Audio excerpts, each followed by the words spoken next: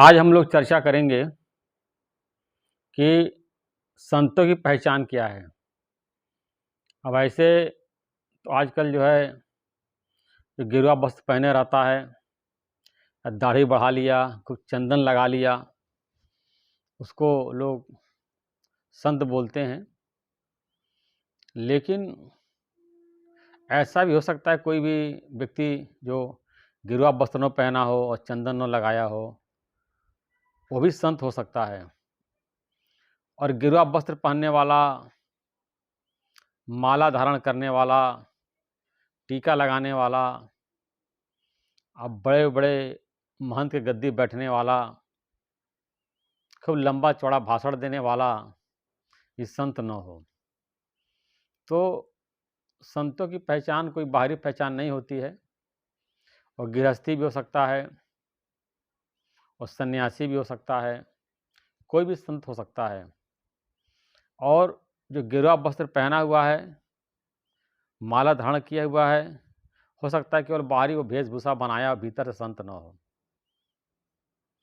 तो संत जो है भीतर से होता है। जैसे कबीरदास का आया है, मन ना रंगाए जोगी, रंगाए लिए कपड़ा, दाढ़ी बढ़ा के हो गए ले बकरा। योगी जो है मन नहीं रंगते, कपड़ा रंग लेते हैं और दाढ़ी बढ़ा करके बकरे जैसे हो जाते हैं। तो जिसका मन शुद्ध, जिसका मन पवित्र है, जिसका मन बिल्कुल कोरे कागज की तरह हो गया है, संत मतलब इसका मन वाइट पेपर की तरह बिल्कुल हो गया है, मन बिल्कुल स्वच्छ होकर पवित्र हो गया है, उसी को संत कहा जाता है। अब बाहरी कोई भी पहचान नहीं है। भगवान शंकराचार्य ने अपने पुस्तक में लिखा है कि जो तरह तरह के ये कसाय वेश धारण किए जाते हैं, गेरुआ वेश धारण किए जाते हैं, और तरह तरह के जो चिन्ह धारण किए जाते हैं या दाढ़ी बढ़ाए जाते हैं, और ज़्यादा माला धारण किए जाते हैं, वो केवल अपने पेट पालने के लिए धारण किए जाते हैं। ऐ मनुष्य, तुम इसको क्यों नहीं देख पाते हो? तो वो बाहरी चिन्ह इसलिए धारण करते हैं कि लोग आप पहचान ले वो संत हैं। एक ड्रेस बना रखा है भगवा बस संत का जो है, संत का कोई ड्रेस नहीं होता है। नई भगवत गीता में भगवान कृष्ण ने बोला है कि संत का एक ड्रेस होता है, कोई भी संत हो सकता है। भगवत गीता में जितने संत के लक्षण बताए गए हैं, किसी व्यक्ति में आ जाए वो संत है, चाहे वो गृहस्थी हो सकता है, सन्यासी हो सकता है, गेरुआ वस्त्र धारण करने वाला भी हो सकता है, और गेरुआ वस्त्र न धारण करने वाला भी हो सकता है। तो संत की कोई बाहरी पहचान नहीं है।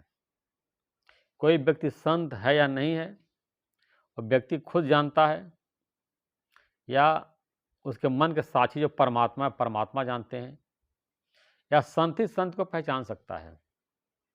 एक संत जो है, संत को उठने बैठने से, बोलने से उसको पहचान लगा संत है या नहीं है।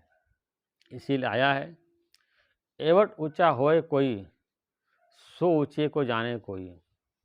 जो संत के बराबर होता ही संत को जान पाता है। जिज्ञासु संत को नहीं जान सकता है। तो अब जिज्ञासु क्या करे, कैसे पहचाने संत है या नहीं है? इसके लिए से ईश्वर से प्रार्थना करनी चाहिए कि प्रभु मुझे किसी सच्चे संत से मिलवा दो। तो भगवान जो उसको सच्चे संत के पास पहुंचा ही देते हैं। एक संत बहुत परेशान था, कोई उसको सच्चा शिष्य नहीं मिला, बहुत दुखी था। तो आकाशवाणी हुई, तुम भी सच्चे नहीं हो, इसलिए कोई सच्चा तुमको शिष्य ही नहीं मिला। तो अगर आप सच्चे शिष्य हैं, आपके अंदर जिज्ञासा सत्य को जानना चाहते हैं, तो आप सच्चे गुरु के पास पहुंच जाएंगे। झूठा व्यक्ति झूठे गुरु के पास ही जाता है। अंधे को अंधा मिले, छूटे कौन उपाय। जब अंधे व्यक्ति को अंधा मिल जाता है तो कैसे मार्ग दिखाएगा? इसीलिए आया, खुद ही भटक रहे हैं मार्ग दिखाने वाले। मार्ग दिखाने वाले खुद ही भटक रहे हैं, सत्य को नहीं जानते हैं। संत वही है जिसने अपने आत्मा का साक्षात्कार कर लिया है, जो अपने स्वरूप को जान लिया है, और जिसने आत्मा और परमात्मा की एकता स्थापित कर ली है। विवेक चूड़ामणि में आया है, जीव और ब्रह्म की एकता ही मोक्ष है। अब जो जीव है और ब्रह्म से अपने एकत्व स्थापित कर लिया है, आत्मा परमात्मा को मिलाकर एक कर लिया है। आत्मा परमात्मा दूर रहे बहुकाल, सुंदर मेला कर दिया सदगुरु मिले दलाल। आत्मा परमात्मा बहुत समय से बिछड़े थे, जो सच्चा गुरु मिलता है, आत्मा को परमात्मा से मिला देता है। आपको परेशान होने की ज़रूरत नहीं है। अगर आप किसी गुरु के पास गए हैं, तो गुरु का कार्य है केवल कंसेप्ट क्लियर करना, आपको समझाना। जैसे मैथ का टीचर होता है, मैथ के बारे में समझाता है, 2 + 2 4 होता है। ऐसे गुरु जो है, आपको समझाता है, आप ज्ञान समझ करके, जीवन में धारण करके, आप गुरु से बड़े महान संत हो सकते हैं। अक्सर ये देखा जाता है कि बहुत जो है गुरु उतने पहुँचे नहीं होते हैं, चेला बहुत ज़्यादा पहुँच जाते हैं। अब रामानंद का आता है, एक बार जो है कबीरदास को गुरु की तलाश थी, तो पता चला कि रामानंद जी जो है गुरु हैं और सुबह-सुबह 4 बजे ब्रह्म मुहूर्त में गंगा स्नान करने जाते हैं। तो जिस रास्ते गंगा स्नान करने जाते थे, कबीरदास जो है उनके सुबह-सुबह 4 बजे रास्ते में लेट गए। तो रामानंद जी का जो पैर जो है उनके खड़ाऊँ उस कबीरदास से टकरा गया।